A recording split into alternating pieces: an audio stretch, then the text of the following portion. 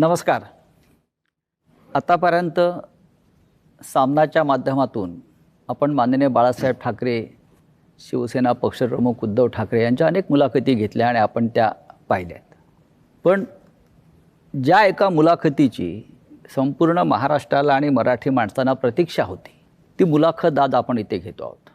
स्वतः शिवसेना पक्षप्रमुख उद्धव ठाकरे आणि महाराष्ट्र नवनिर्माण सेनेचे अध्यक्ष प्रमुख सन्माननीय राज ठाकरे हे दोघेही आपल्याकडे आज मुलाखतीसाठी आलेले आहेत. मी त्यांचं स्वागत करतो. महाराष्ट्राच्या राजकारणामध्ये सध्या फार मोठी उलथापालथ सुरू आहे. मुंबईसह 29 महानगरपालिकांच्या निवडणुका या महाराष्ट्र राज्याचं आणि मुंबईचं भवितव्य ठरवणार आहेत.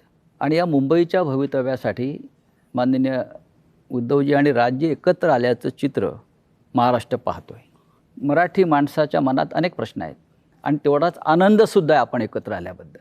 या मुलाखतीचं वैशिष्ट्य असं आहे की जसे मुलाखत संयुक्त आहे, म्हणजे आपण दोघे आहात, तशी ही मुलाखत घेण्यासाठी सुद्धा आम्ही दोघे, म्हणजे माझ्याबरोबर प्रसिद्ध दिग्दर्शक, कलाकार, सिनेनिर्माते महेश मांजरेकर आहेत. महेश मांजरेकरांनी इथे बोलवण्याचं कारण इतकंच की हा जो संयुक्त प्रकरण सुरू झालं आहे त्याची ठिणगी महेश मांजरेकरांनी त्यांच्या एका मुलाखतीत टाकली होती आणि तिथूनही सुरुवात झाली. त्याच्यामुळे मांजरेकरांनी इथे खास आमंत्रित केलं आहे. पण मांजरेकर इथे आज आहेत माझ्याबरोबर. ते एक मुंबईकर म्हणून, ज्यांना आपण कॉमन मॅन म्हणतो या मुंबईतला, त्या मुंबईकरांच्या मनात काही प्रश्न आहेत ते मांजरेकर मांडतील आणि आम्ही दोघे मिळून महाराष्ट्रातल्या या दोन धुरंधर नेत्यांशी चर्चा करू. उद्धवजी आणि राजसाहेब, आपण इथे आलात त्याबद्दल मी आपले आभार मानतोच. बऱ्याच कालखंडानंतर, म्हणजे म्हटलं तर 20 वर्षानंतर, जे आपण वारंवार म्हणतो आहे, आपण एकत्र येऊन आपण मुंबईवर आणि महाराष्ट्रावर चर्चा करतो आहोत. महाराष्ट्र या क्षणाची वाट पाहत होता आणि महाराष्ट्राच्या मनातला हा कॉमन प्रश्न आहे आणि तो दोघांनी त्याचं उत्तर दिलं पाहिजे. थोडक्यात की महाराष्ट्राला 20 वर्ष वाट का पाहावी लागली? मला असं वाटतं काही गोष्टी का घडतात, कशा घडल्या, काय झालं, मला असं वाटतं या गोष्टी आता सोडून दिल्या पाहिजेत. आणि मी त्या दिवशी महेश मांजरेकरांच्या मुलाखतीमध्ये मी सांगितलं होतं की कुठच्याही भांडणापेक्षा आणि वादापेक्षा महाराष्ट्र मोठा आहे आणि आज संकट महाराष्ट्रावरती आहे, मुंबईवरती आहे, महाराष्ट्रातल्या अनेक शहरांवरती आहे. आणि जे संकट आहे हे मराठी माणसाला समजलेलं आहे की काय प्रकारचं आहे आणि काय प्रकारचं राजकारण महाराष्ट्रामध्ये सुरू आहे. मला असं वाटतं की ती एकच गोष्ट ही या एकत्र येण्याचं सर्वात महत्त्वाचं कारण आहे. आज हा आमच्या अस्तित्वाचा विषय नाही आहे, आज हा महाराष्ट्रातल्या मराठी माणसाच्या अस्तित्वाचा विषय आहे. या विषयात अनेक वर्ष मी बोलतो आहे, उद्धवही बोलतो आहे या सगळ्या गोष्टींमध्ये. परंतु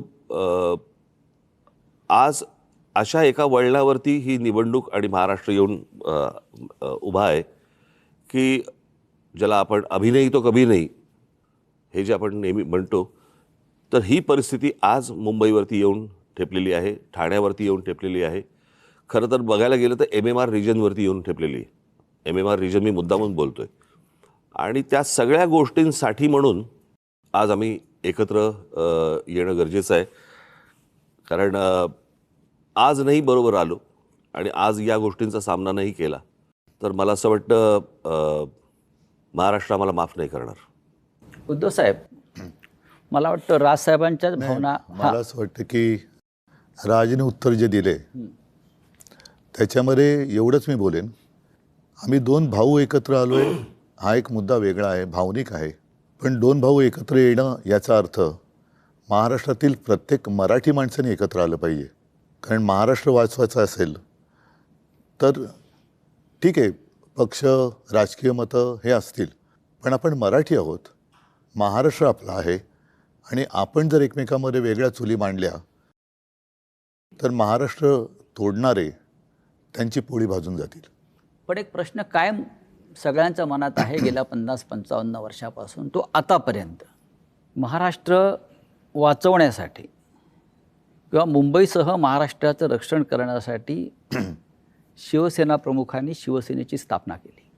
आणि इतक्या वर्षानंतर सुद्धा म्हणजे संयुक्त महाराष्ट्राच्या लढ्याची उदाहरणं आपण नेहमी देतो, विशेषतः ठाकरे कुटुंब देत आलेलं आहे. मग राज्य असतील किंवा आपणही असाल की आतापर्यंत आपल्या प्रत्येक भाषणात हा विषय आला की संयुक्त महाराष्ट्र.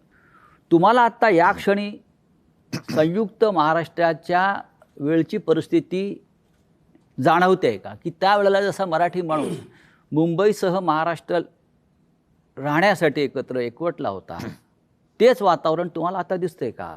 अर्थातच दिसतं. याचं कारण तुम्ही एक गोष्ट बघितली पाहिजे याच्यातनं, की माननीय बाळासाहेबांनी या विषयावरती तर म्हणजे आपण ज्याला म्हणू आपण संयुक्त महाराष्ट्र समिती फुटली आणि त्याच्यानंतर 6-1 वर्षातच शिवसेनेची स्थापना झाली.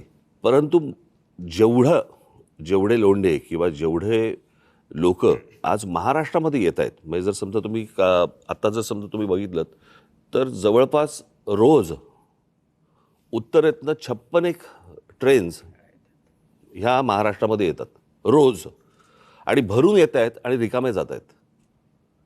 आज जर समजा तुम्ही ठाणे जिल्हा, एक जिल्हा जर समजा पाहिलात, बरोबर आहे, ठाणे जिल्हा हा मला असं वाटतं जगामधला एकमेव जिल्हा आहे की जिकडे ठाणे, नवी मुंबई, कल्याण डोंबिवली, भिवंडी, वसई, मी आता पालघर वेगळा पकडत नाही आहे, तो आपण एकच होता, तो आत्ता वेगळा झाला, परंतु पालघरमध्ये वसई, त्याच्यानंतर मीरा भाईंदर, त्याच्यानंतर वसई विरार आली, त्याच्यानंतर तुमची नवी मुंबई, अशा जवळपास 8-9 महानगरपालिका आहेत.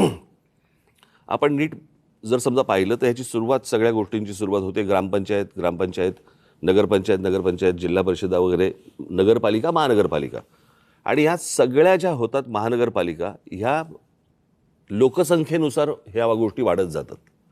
जर एखाद्या जिल्ह्यामध्ये जर समजा 8-9 महानगरपालिका जर समजा असतील, आज मुंबईमध्ये किती आहेत? 1. पुण्यामध्ये किती आहेत? 2. बाकीच्या सगळ्या जिल्ह्यांमध्ये काढून बघा 1-1.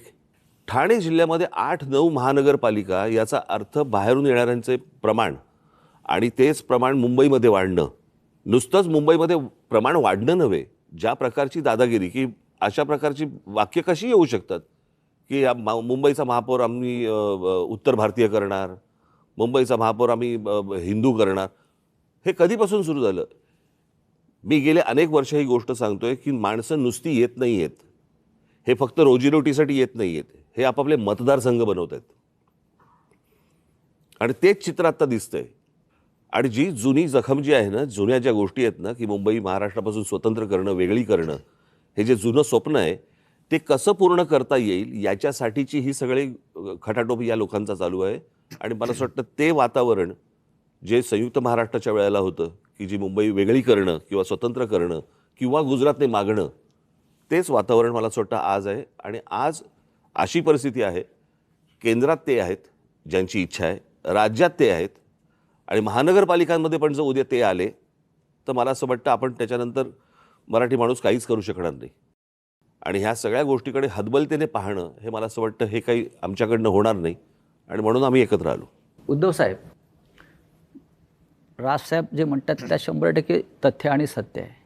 पण मराठी माणूस जेव्हा जेव्हा भडकला, पेटला, तेव्हा महाराष्ट्रामध्ये परिवर्तन झालेलं आहे अनेकदा. मग सत्ता परिवर्तन असेल, सामाजिक परिवर्तन असेल, पण आजही त्या पद्धतीनं तुम्हाला मराठी माणूस पेटलेला दिसतोय का? एक लक्षात घ्या की मराठी माणूस पेटला तेव्हा संयुक्त महाराष्ट्र झाला. मुंबई महाराष्ट्राला मराठी माणसाने मिळून दिली. मधला जो काळ होता 60 ते 66, जर माझा आवाज 60 ते 66, याच्यामध्ये आत्ता जी राजनी सांगितली ती परिस्थिती निर्माण झालेली. मराठी माणूस खचून गेला होता, आत्मविश्वास गमावला होता, आणि त्याच्यात एक ताकद, चैतन्य निर्माण करण्यासाठी शिवसेनेची स्थापना झाली. इतके वर्ष व्यवस्थित चाललं. आपल्याला सगळ्यांना असं वाटलं की आता हे काय पुढे कोण हिंमत करणार नाही. मात्र शिवसेना ज्या पद्धतीने त्यांनी फोडली, राजकारणामध्ये पक्षांतर होतात, इथली लोक तिकडे जातात, पण पक्ष संपवणं, पक्षाचं चिन्ह काढून घेणं, त्याची मान्यता जवळपास रद्द करणं, म्हणजे त्याचं अस्तित्व नष्ट करणं, जी मराठी माणसाची ताकद आहे ती तोडून फोडून टाकणं, हे काय दर्शवतं? म्हणजे ठीक आहे ना, मी मागे पण म्हटलं की युत्या होतात, आघाड्या होतात, आघाड्या तुटतात, युत्या तुटतात, पुन्हा मग ते पक्ष एकत्र येऊ शकतात, पण पक्ष संपवत आहे हा कोणता प्रश्न? पण त्यावेळेला सुद्धा राजसाहेब त्यावेळेला सुद्धा संयुक्त महाराष्ट्राची लढाई ही महाराष्ट्रातल्या मराठी माणसाविरुद्धच होती. राज्यकर्ते मराठीच होते आणि आताही राज्यकर्ते मराठीच आहेत. म्हणजे मराठी विरुद्ध मराठी. पण त्यांचे मालक जे आहेत त्यांच्याकडे ते नोकरी करतात. यातलं सांगू का, हे सगळे ससाणे आहेत. मालकाच्या हातावरती बसून पक्षी मारून आणणं हे ससाण्याचं काम असतं. इथे मालकाच्या हातावरती बसून आपलीच माणसं फोडणं हे आत्ताच्या लोकांचं काम आहे. म्हणजे स्वकीयांचा घात करणं हे फक्त पक्षांमध्ये नसून राजकीय पक्षांमध्ये पण तेच चालू आहे. आणि तीच कृती आत्ता सगळी सुरू आहे. आपल्याच लोकांकडनं ह्या गोष्टी करवून घ्यायच्या. कसं आहे, मराठी म्हणून तुम्ही एकत्र आलाच नाही पाहिजेत. आणि याच्यासाठी म्हणून मग जाती जातींमध्ये भेद निर्माण करणं, जाती जाती एकमेकांच्या अंगावर ढकलणं, एकमेकांच्या उरावरती बसवणं आणि त्याच्यातनं भांडणं, वाद, मारामाऱ्या ह्या सगळ्या गोष्टी करवून त्यांना महाराष्ट्र हा एकत्र मराठी म्हणून असता कामा नये, याच्यासाठीचं हे सगळं अख्खं राजकारण त्यांचं सुरू आहे. आपण एकत्र आलेला आहात, महाराष्ट्राला आनंद झाला, मराठी माणूस एकवटला. पण भारतीय जनता पक्षाचे सध्याचे मुख्यमंत्री देवेंद्र फडणवीस म्हणतात आपल्या युतीविषयी, ही करप्शन आणि कन्फ्युजनची युती आहे. यांचा सगळ्यांचा डोलारा जो आहे ना, या सगळ्यांचा डोलारा हा नरेंद्र मोदींवरती अवलंबून आहे. बरं का, ही बसवलेली माणसं आहेत सगळी. ह्यातला बसलेला माणूस कोणीच नाही आहे. आणि बसवलेला जो माणूस असतो ना, तो फक्त धन्याचा ऐकतो, मालकाचा ऐकतो. त्याच्यामुळे मालक जे सांगेल त्याप्रमाणे काम करायचं, त्या सगळ्या गोष्टी करायच्या. त्याच्यामुळे मला काही त्यांच्या बोलण्याला काही लॉजिक आहे असं मला वाटत नाही. आणि भ्रष्टाचाराच्या गोष्टी तर फडणवीसांनी करूच नाहीत ना. ते बैलगाडी घेऊन गेले होते नाही का अजित पवारांच्या बाबतीत. कालच अजित पवार बोललेत ना. हो, अजित पवारांच्या बाबतीत बैलगाडी घेऊन गेले होते की हे पुरावे आम्ही घेऊन येतोय म्हणून. मग आता म्हणतायत की कोर्टात केस चालू आहे. अरे मग द्या ना ते पुरावे. कसं आहे, आपलं ठेवायचं झाकून, दुसऱ्याचं बघायचं वाकून, या लेवलला आता ते आलेत. तुमच्याकडे काय चालू आहे ते एकदा बघा. मी परवा दिवशीच्या पत्रकार परिषदेमध्ये म्हटलं ना, या देशामध्ये कोणी राजकारणामध्ये सत्तेचा अमरपट्टा घेऊन आलेला नाही आहे. सत्ता बदलत असतात, काळ ह्या सगळ्या गोष्टी बघत असतो. उद्या ज्या दिवशी हे बदलेल, तुम्ही टार्गेट आहात. मुख्य लक्ष तुमच्यावर आणि तुम्ही टार्गेट आहात. कशावरती? म्हणजे ही चाटम मंडळी जी आहेत भाजपमध्ये, ज्यांना तुम्ही चाटम म्हणता, ते तुमच्या प्रश्नामध्येच उत्तर आलं ना. तर जसं कन्फ्यूज आणि करप्शनची युती म्हटलं आहे. नाही, करप्शन त्यांचं म्हणणं की अनेक वर्ष आपली सत्ता आहे आणि त्याच्यामध्ये सहभागी होते. होय. नाही, माझ्या मनामध्ये असा प्रश्न आहे की त्याने असा आरोप केलाय की 3 लाख कोटीचा भ्रष्टाचार झाला. महापालिकेत एवढे पैसे असतात? नाही, मी सांगतो. आणि जर एवढे पैसे असतील तर मग हे आमदार 50-50 कोटीला का पळून गेले? ते मला एकच मिनिटं. पहिली गोष्ट म्हणजे मला ना त्या गोष्टीबद्दल एक जरा बोलायचं आहे की तो जो एक चालू होतं ना, 50 खोके 50 खोके 50 खोके, मला असं वाटतं लोकांना नीट समजून सांगणं आवश्यक आहे. हे 50 खोके हा विनोदाचा भाग नाही. 50 खोके म्हणजे 50 कोटी रुपये झाले. 50 कोटी. 40 आमदार म्हणजे 2000 कोटी रुपये झाले. हा म्हणजे 40 आमदारांचे 2000 कोटी हे कुठून आले, कसे आले? भ्रष्टाचारातून, घोटाळ्यातून. बरोबर की नाही? म्हणजे बँकेतनं लोन तर थोडं नव्हतं ना घेतलं. त्याच्यामुळे कुठच्या भ्रष्टाचाराबद्दल कोणी काय बोलावं? मला एक बेसिक, आता 3 वर्षामध्ये कॉर्पोरेशनची इलेक्शन झालीच नाही. आज जो हे चालू ना मुंबई, मग 3 वर्षात मुंबई धोक्यात नव्हती का जेव्हा इलेक्शन झालं? माझे एक मुंबईकर म्हणून मी आज जेव्हा घरातनं बाहेर पडतो ना, तर मला खरं सांगू तर मला लाज वाटते की माझी मुलं ह्या शहरात वाढणार आहेत. मी काही गोष्टी रेग्युलरली फॉलो करतो. आजचा एअर क्वालिटी इंडेक्स 183 आहे, ज्याचा आज मी भोगतोय. एक फुगा असतो की ज्याची कॅपॅसिटी एक आपण म्हणतो की तो एक पर्टिक्युलर ह्याच्यात तो फुटेल. तर जवळजवळ ह्या एका फुग्यात जवळजवळ त्याच्या 5 पट हवा भरलेली गेलेली आहे. माझा एक प्रॉब्लेम आहे की मुंबई डिकंजेस्ट कधी होणार? म्हणजे मी आता बाहेरचे लोंढे बोलतच नाही. एक मुद्दा सांगतो, विचारतो तुम्हाला. तुम्ही इतके वर्ष मुंबईत राहतायत. माझा आणि राजचा जन्म मुंबईतला आहे. आज जेवढं प्रदूषण दिसतंय, हवेचा जो काही निर्देशांक वगैरे म्हणतोय प्रदूषणाचा, हा एवढा खराब कधी झाला होता का?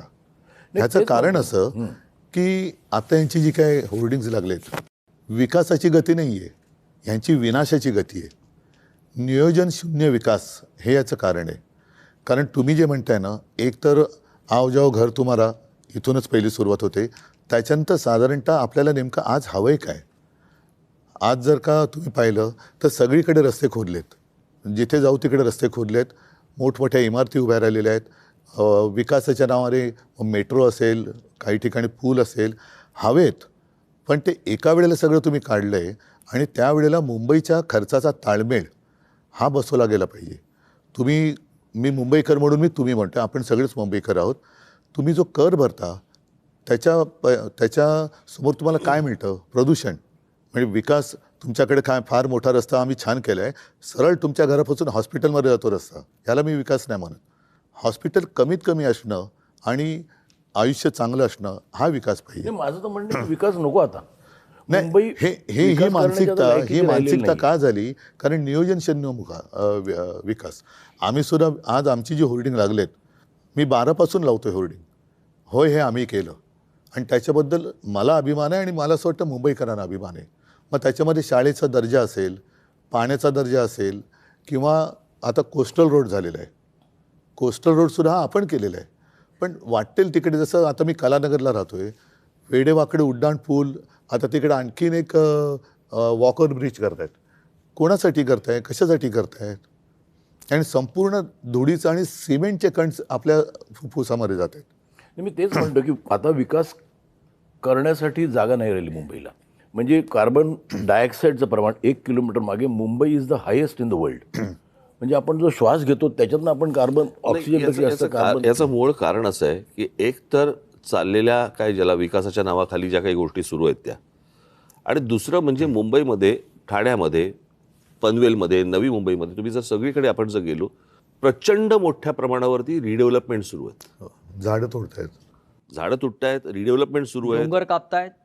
आणि काय होतं की ह्या सगळ्या ह्याच्यामध्ये आपल्याकडे ना डीपी बनतो पण टाउन प्लॅनिंग होत नाही. मी माझी काही भाषणं दाखवीन की जी साधारणपणे 2008ची वगैरे भाषणं आहेत, 2009ची भाषणं आहेत, की ज्यावेळेला मी पुण्यात जात असे आणि पुण्यातले माझी भाषणं आहेत की मुंबई खराब व्हायला एक काळ लोटला, पुणे ते बघणार नाही, पुणे लवकरात लवकर बर्बाद होईल. नाही, मी पुण्याला शिफ्ट झालेलो की मध्ये असं विचार केला मुंबई कंजेस्टेड, पुण्याला शिफ्ट झालो. नाही, पुणे तर पण बर्बाद. 6 महिन्यात परत मुंबईला आलो मी. आणि म्हणजे काय माझं म्हणणं, आता लोंढे आले राहू दे की आता मुंबई करत आता आले, आता तरी थांबवायची गरज आहे. दोन्ही गोष्टी मूलभूत ज्या गोष्टी आहेत ना, जसं मी काही बातम्यांचे हे घेऊन आलेलो आहे. आता मुंबईमध्ये कांदळवन आहेत. कांदळवन साधारण कुठे होतात? समुद्र आणि खाडी जिकडे असते तिकडे. नाही म्हणजे त्यांना समजेल असं म्हणजे मँग्रोव्ज. मँग्रोव्ज मला माहिती आहे. हां, म्हणजे मराठीत सांगायचं तर मँग्रोव्ज. तर विकासाच्या नावाखाली ते मँग्रोव्ज कापणार. आता साधारणतः एक कायदा असा आहे की जेवढी झाडं तुम्ही तोडाल तेवढी झाडं तुम्ही लावली पाहिजेत. आता मुंबईची मँग्रोव्ज जी समुद्र किनारपट्ट्यावर आहे ती कापल्यानंतर, तोडल्यानंतर तुम्ही कुठे लावली पाहिजेत? तुम्ही पुण्याला गेलात, चंद्रपूरला गेलात, मुंबईतल्या कांदळवनाची भरपाई हे चंद्रपूरला करणार. ह्या विकासाचा कसा काय उपयोग होणार आपला? आता सुद्धा मी 2017चा माझा महापालिकेचा वचननामा पाहिलात तर मुंबईला पाण्यासाठी गारगाई आणि पिंजाळ ही 2 धरणं आपण बांधायचं वचन दिलं होतं. कर्मधर्मसंयोगाने मी मुख्यमंत्री झालो आणि म्हटलं आता दिलेलं वचन पाळलं पाहिजे म्हणून मी त्याचं प्रेझेंटेशन घेतलं.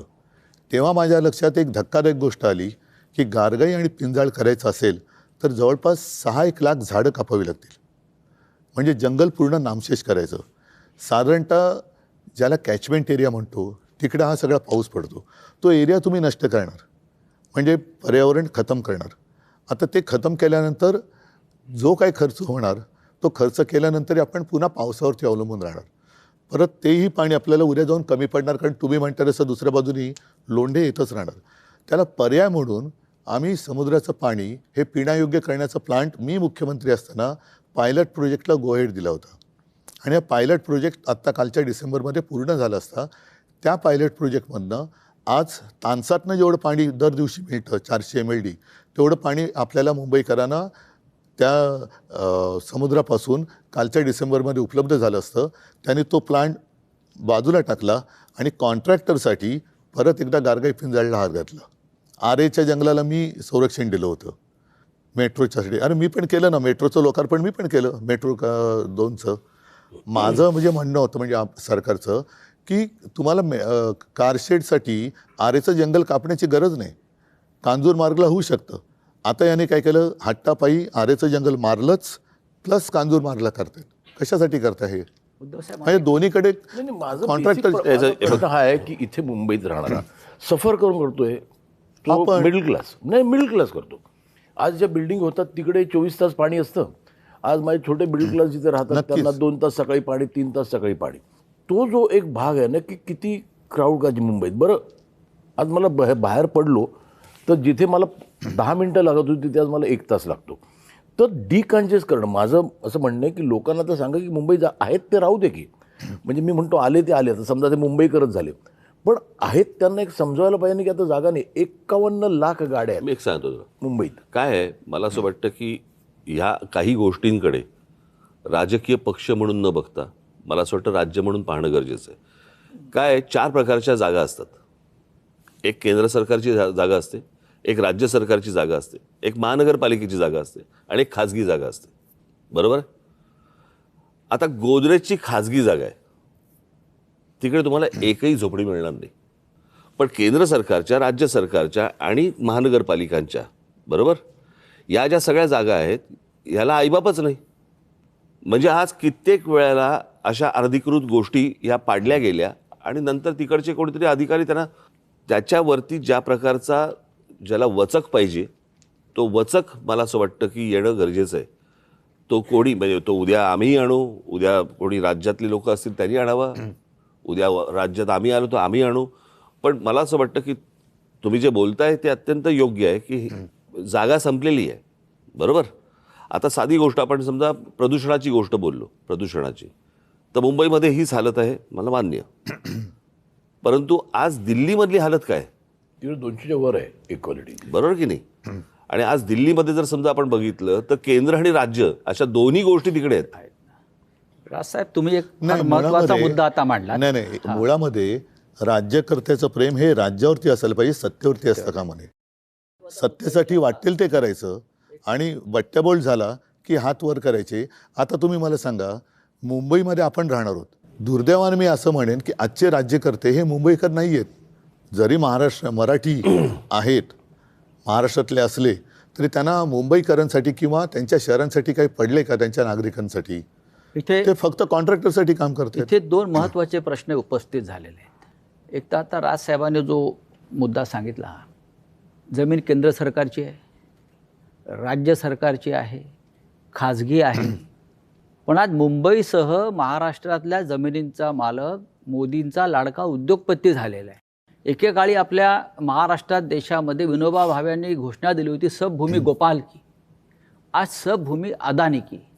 मुंबई वाचवायची असेल तर हे जे आपल्या मुंबईच्या मोक्याच्या जमिनी गिळंकृत करण्याचे जे काम चालू आहे, जे आपल्या जाहीरनाम्यातसुद्धा आहे, वचननाम्यातसुद्धा तो आपण मुद्दा घेतला आहे, हे आपण कसं करणार? मुंबई वाचवायची असेल तर आधी आपल्या महत्त्वाच्या मोक्याच्या जमिनी, धारावीसह मिठागरं असतील, टोल नाके असतील, हे आज एका उद्योगपतीच्या नाही, घशात घालण्याचं काम केलेलं आहे. नाही, आज त्यांना अडवणारं कुठे प्रशासनमध्ये नाहीच आहे ना. केंद्रातनं ऑर्डर आली, जसं मगाशी राज म्हणाला, हे ससाणे बसलेले आहेत, ते जागा राखवतात आणि ते जागा घेऊन त्या याच्या घशात घालतात अदानीच्या. मूळ महापालिका आता एक शेवटचं ठिकाण राहिलेलं आहे की जिकडे ठामपणाने त्यांना नाही सांगणार कोणतरी नाही, पाहिजे. माझा तोच मुद्दा आहे की आपण जे म्हणतो की ह्या महापालिकेवरती भगवा फडकला पाहिजे किंवा मराठी माणसाची ताकद इथे आली पाहिजे, म्हणजे सत्ता आली पाहिजे. ही सत्ता आल्यावरती प्रश्न संपतील का? जे प्रश्नासाठी आपण आता उभे आहोत, मी तुम्हाला आपण एकत्र आलेला मी एक गोष्ट सांगतो. आणि सगळ्यात मोठं संकट हे गौतम अडाणी मुंबई गिळतोय भाजपच्या माध्यमातून. मी याच्याबद्दल एक गोष्ट बोलतो. हा, मला असं वाटतं की मुंबई महानगरपालिका याची मुदत संपली 2022ला आणि 2022लाच मला असं वाटतं उद्धव सरकार गेलं. बरोबर. त्याच्या आधी महापालिका विसर्जित झाली होती.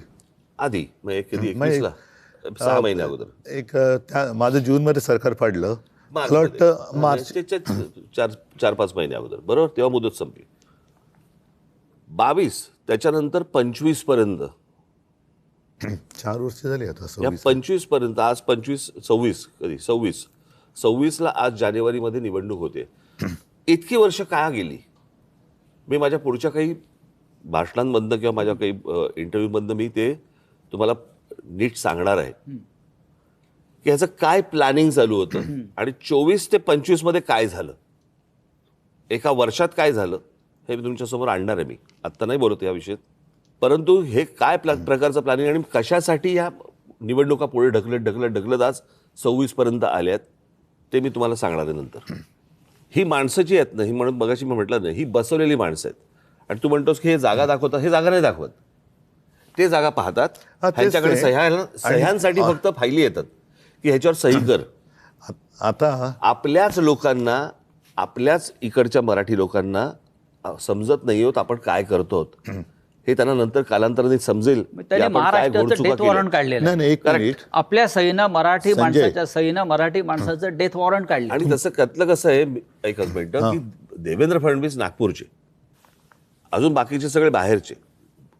मी एकदा ना, एकच गोष्ट म्हणून सांगतो, मी एकदा स्वित्झर्लंडला गेलो होतो. आणि स्वित्झर्लंडला गेल्यावरती मी तो देश पाहत होतो. आणि तो देश सगळ्या काय गाड्या फिरत आहेत, सगळ्यांकडे उत्तम नोकऱ्या आहेत, सगळे सुंदर रस्ते आहेत, उत्तम निसर्ग आहे, सगळं व्यवस्थित छान. तो सगळा देश पाहताना मला पहिला मनात प्रश्न आला, इथला विरोधी पक्ष काय करतो. हो. म्हणजे निवडणुकीच्या तोंडावरती काय सांगतो तो, की मी तुम्हाला हे देईन, मी तुम्हाला ते देईन, मी तुम्हाला त्या कल्पनेच्या बाहेर होतो मी. बरोबर आहे. मुंबईमध्ये मुंबईकरांना काय पाहिजे हे मला असं वाटतं मुंबईत तुम्हाला तिथे जन्माला आल्याशिवाय कळणार नाही. बाहेर येऊन ज्यावेळेला तुम्ही ती एखादी गोष्ट बघता, शहर बघता किंवा एखादा देश बघता ना, तुम्हाला समजणारच नाही तिथले प्रश्न काय आहेत ते.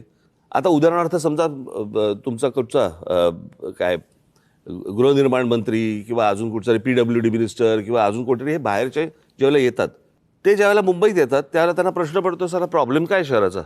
रस्ते आहेत, हॉस्पिटल आहेत, दिवे आहेत, शाळा आहेत, कॉलेजेस आहेत, पाणी आहे 24 तास. इथले प्रॉब्लेम काय आहेत. कारण तो कंपॅरिझन करतोय त्याच्या रस्त्यांशी, त्याच्याकडच्या लोडशेडिंगशी, त्याच्याकडच्या सगळ्या गोष्टींशी. त्याच्यामुळे हे सगळे प्रॉब्लेम होतात. तुमची मानसिकता कशी आहे. माझं जे आता मी इथे मुंबईकर म्हणून बोलतोय, आता हे पॉलिटिकल बाजूला ठेवून, की मला जे बाहेर पडलं प्रश्न पडतात ते, की आज आई भीक मागू देत नाही की वडील चोरी करू देत नाही, अशी परिस्थिती फक्त मिडल क्लासची आहे. त्या मिडल क्लाससाठी काय म्हणजे आज आपण म्हणतो की बाहेर रस्त्यावर फिरा, फुटपाथ. आता आम्हाला लहानपणी सांगायचं की the pedestrian should walk on the footpath. नाहीच आहेत फुटपाथ, चालणार कुठे. आज शाळांचे एवढे प्रॉब्लेम आहेत. माझं म्हणणं आहे की कॉर्पोरेशनकडे एवढ्या शाळा आहेत, त्या एवढं बजेट आहे मुंबई कॉर्पोरेशनचं, त्या अत्याधुनिक का केल्या जाऊ नये. आता कसं आहे, आणि आज डिजिटल एज्युकेशन झालं आहे. असंही नाही की टीचर्स चांगले पाहिजे, आम्हाला टीचर्स चांगले मिळत नाही. तर आज एक म्युन्सिपाल्टी शाळेत जाताना मला मुलाला पाठवताना मला लाज नाही वाटता का. मग ते त्यांच्या बरोबरीने का नाही करता येत.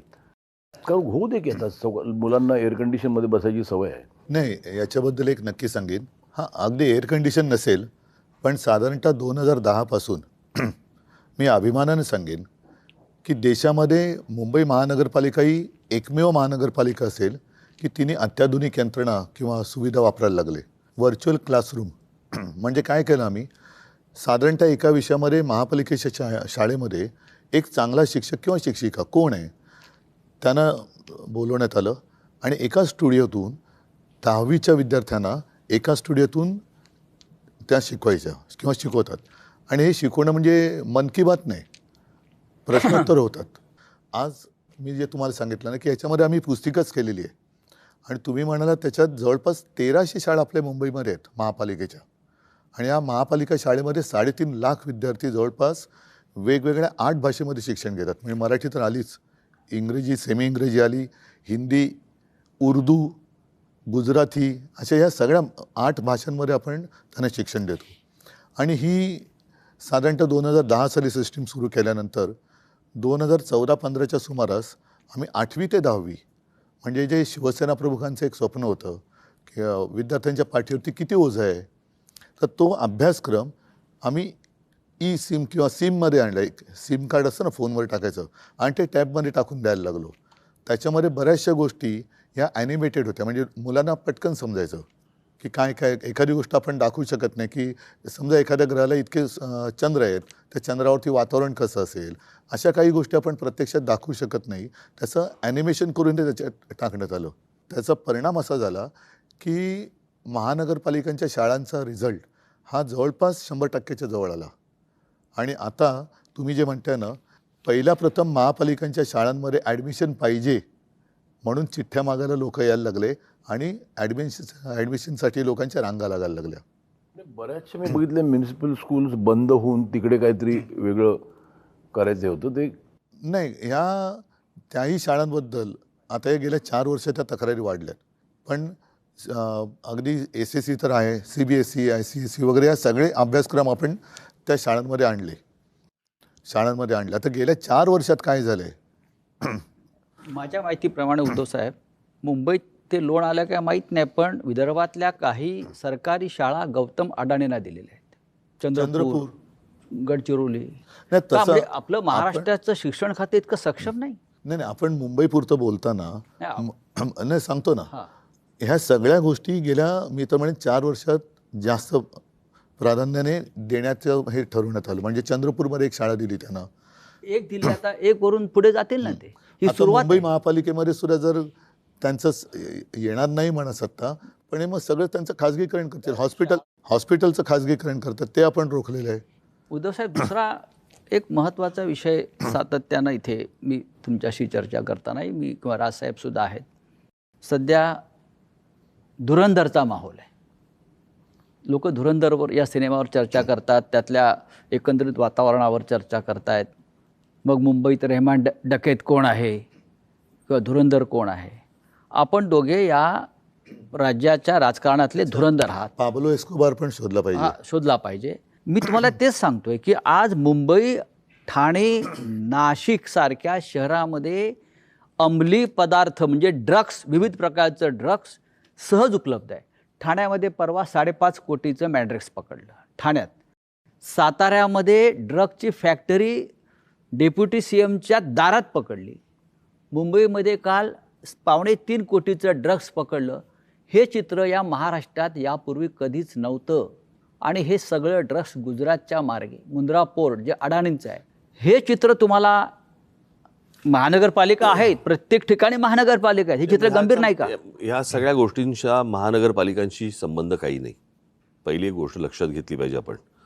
याला केंद्र आणि राज्य, म्हणजे या ज्या प्रकारच्या ड्रग्सच्या विरोधातल्या ज्या धाडी या गेल्या 10 वर्षामध्ये बंद झाल्यात आणि साधारणपणे शाळांपर्यंत हा ड्रग्स हा प्रकार आता मुलांपर्यंत यायला लागलेला आहे. शाळेच्या बाहेरच्या पानटपरीवर ड्रग्स मिळत आहे. आणि आपण जर समजा आपण त्याच्या सगळ्या गोष्टींचं जर नीट त्याचं ॲनालिसिस केलं तर राजकारणामध्ये वाढलेला पैसा आणि रस्त्यावरती आलेला ड्रग्स याचा एकमेकांशी काय संबंध आहे तो पण मला असं वाटतं जुळून पाहायला पाहिजे.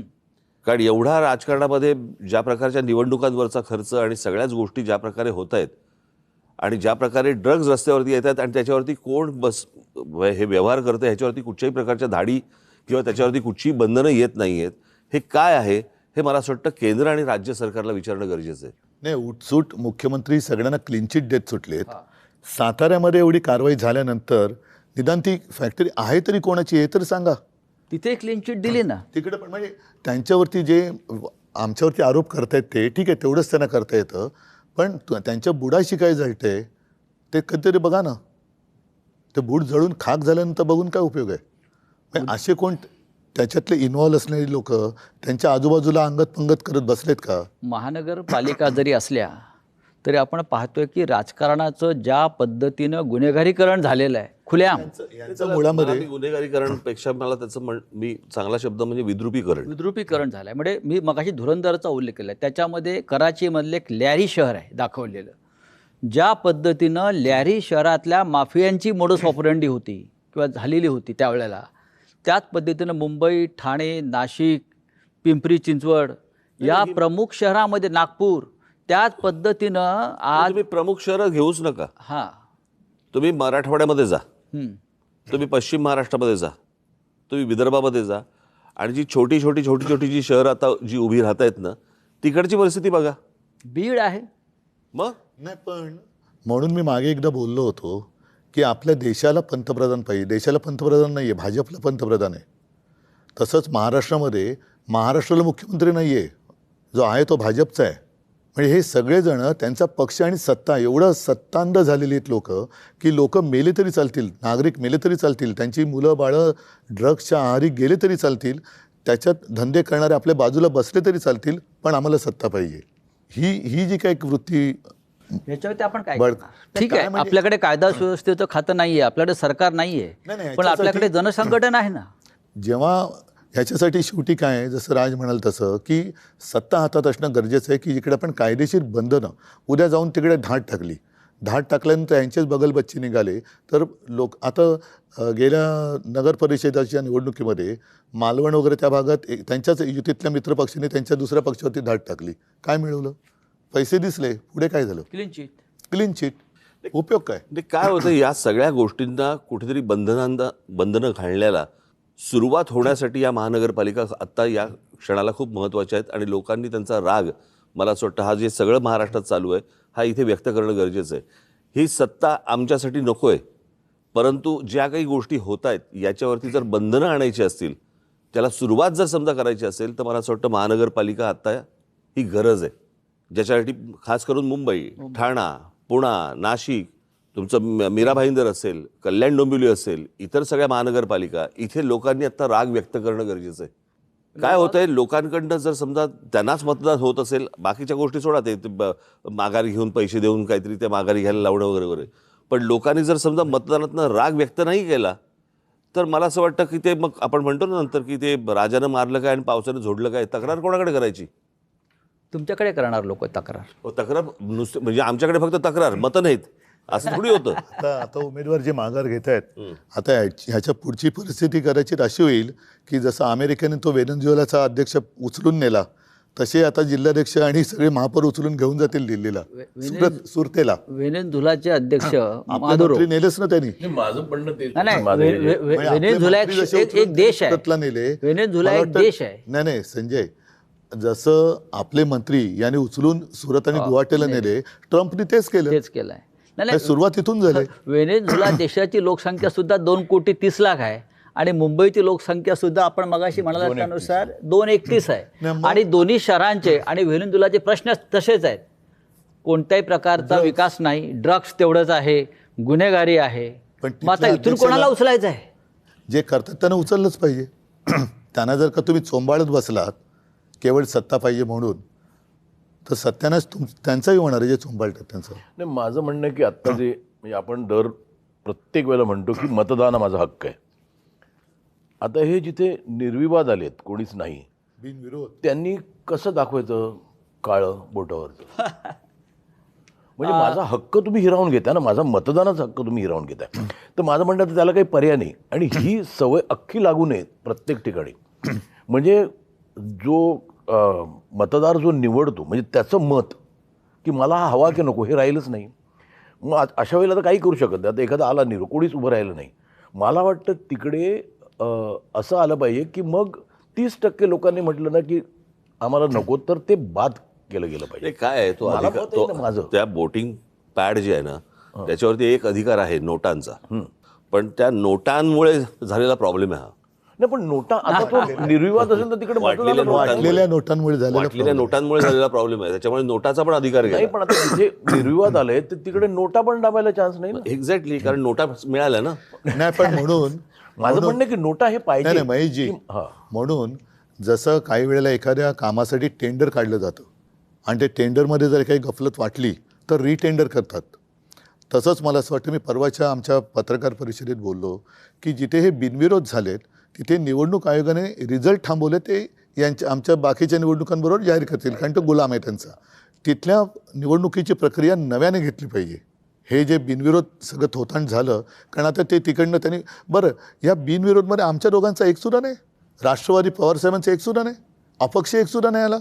हे काय योगायोग आहे? नाही, त्याला मी तेच म्हणतो. म्हणजे ते योगायोग आहे का काय आहे? काय हे नाही, माझं म्हणणं आहे की लोकांच्या मताला काही व्हॅल्यू आहे की नाही? मग तिकडच्या लोकांना त्यांचं मत असेल की नाही स्वतः, त्यावेळेला म्हटलं की जर का 30% लोकांनी त्यांचं पण मतदान घ्या. 30% लोकांना वाटलं की he doesn't represent us. Gen Z हा एक शब्द आता सगळीकडे थोडासा दरारा निर्माण करणार झालेला आहे. या सगळ्या ठिकाणचे जे जेनझी जे पहिल्या प्रथम मतदान करणार होते ते खूप अस्वस्थ आहेत आणि त्यांची आग आज त्यांच्या डोक्यामध्ये आहे, ती बाहेर आली तर मग यांची हालत खराब होणार. उद्धव साहेब, तुम्ही जेनझीचा उल्लेख करताय, पण नेपाळ असेल, बांगलादेश असेल, अन्य राष्ट्रामध्ये डोक्यात राग आणि आग असलेला जेनझी हा खरोखर रस्त्यावर उतरला, त्याला सांगावं लागलं नाही. आपल्याकडला जेनझी सुद्धा एका विशिष्ट विचारसरणीचा गुलाम होऊन थंड असं आपल्याला पडलेला वाटतंय. दिसतोय. असं वाटतंय. आणि त्या जेनझी तुमच्याकडे अपेक्षेने पाहतोय. मला असं वाटतं की हा पहिल्या भागामध्ये आपण थोडं थांबू. ज्या प्रकारचं मला एक एवढंच बोलतो, ज्या प्रकारचं राजकारण आता सध्या महाराष्ट्रामध्ये देशामध्ये चालू आहे, मला खरंच प्रश्न पडतो, देवी देवता आहेत का? आणि आहेत तर हे ते फक्त हे का बघत बसलेले आहेत? आणि एवढे 33 कोटी एवढे जर आहेत तर ते काय हे या सगळ्या गोष्टी का बघत बसलेत?